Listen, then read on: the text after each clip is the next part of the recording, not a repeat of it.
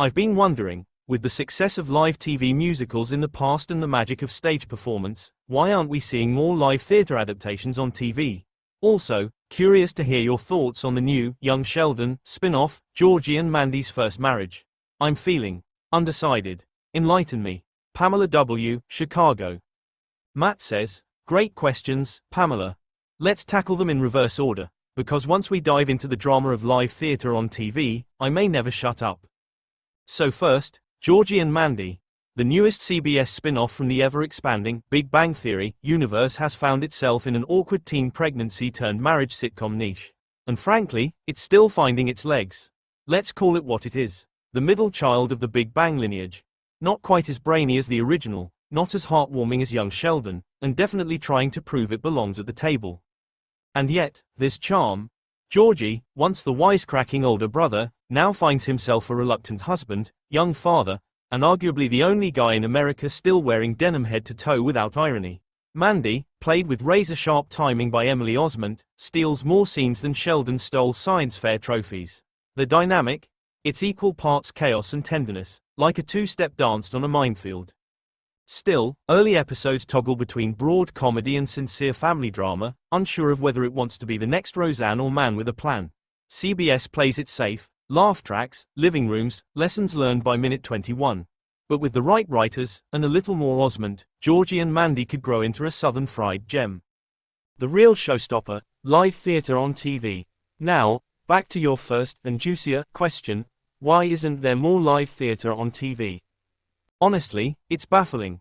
There was a moment, let's call it the Grease Live moment of 2016, when it felt like televised theater might just make a comeback.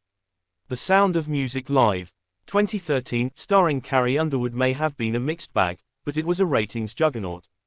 Then came Peter Pan Live, Hairspray Live, and NBC's Jesus Christ Superstar Live in concert with John Legend, which was a critical smash. Fox and NBC seemed poised to revive the theatrical tradition for the screen. The lights were up, the orchestra was tuning. Then, radio silence. What happened? The problem is part logistics, part money, part fear. Live musicals on TV are expensive. They require weeks of rehearsal, complex camera choreography, and an audience willing to watch theater unfold in real time, complete with every flat note, missed cue, or rogue set piece. Not to mention the fact that Broadway actors, while brilliant, aren't always TV famous enough to draw in passive viewers on a Thursday night. Yet, there's a powerful counterpoint. Audiences want event television.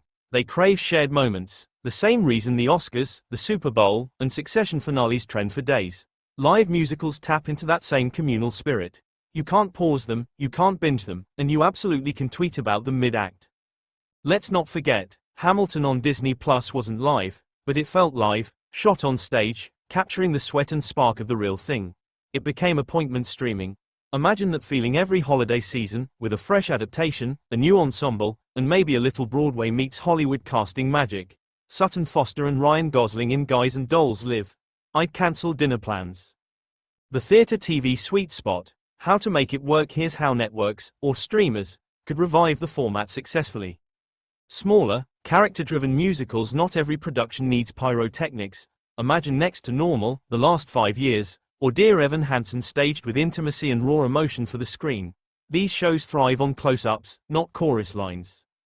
Limited series theater events. What if instead of a one-night broadcast, a musical unfolded over a week? One act per night. Bonus, it builds buzz, gives actors time to rest, and turns theater into must-see mini-TV. Interactive viewing. Let fans vote for their favorite cast members. Let them choose the encore. Let them donate to the performing arts during the broadcast. TV loves audience participation. Theater has had it since Shakespeare.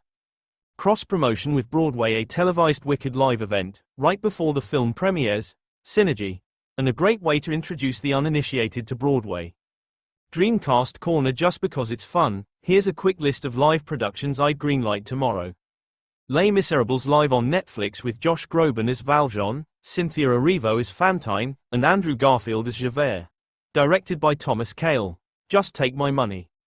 Sweeney Todd on HBO. A moody, gothic production starring Adam Driver and Janelle Monáe. Live orchestra, blood, shocking ratings. Into the Woods on ABC. Kristen Bell as the baker's wife, Jonathan Groff as the baker, Billy Porter as the witch. Family friendly with edge. Is this too ambitious? Maybe, but so was Rent when it first opened downtown. Great theater, and great TV, happens when you take a risk. Final act. So, Pamela, I say bring it on. Let's resurrect televised theater with the same enthusiasm we apply to reboots and true crime. Give us something live, something brave, something that could literally fall apart in front of us, and be all the more beautiful for it. And as for Georgie and Mandy, let's give it a season to simmer. We've seen stranger shows turn iconic. After all, nobody expected the Big Bang universe to keep expanding. But maybe it needs a little musical number to spice things up. I'm just saying, Mandy doing karaoke to 9 to 5 inches in the diner? Now that's appointment TV. Got a question for Matt? Wondering why your favorite show got cancelled or what TV trend needs a comeback? Drop a line, and let's make sense of the small screen together. Let me know if you'd like this tailored for a particular platform, like a blog, Substack, or entertainment site, or if you'd like a follow-up piece on how live theater could merge with streaming platforms.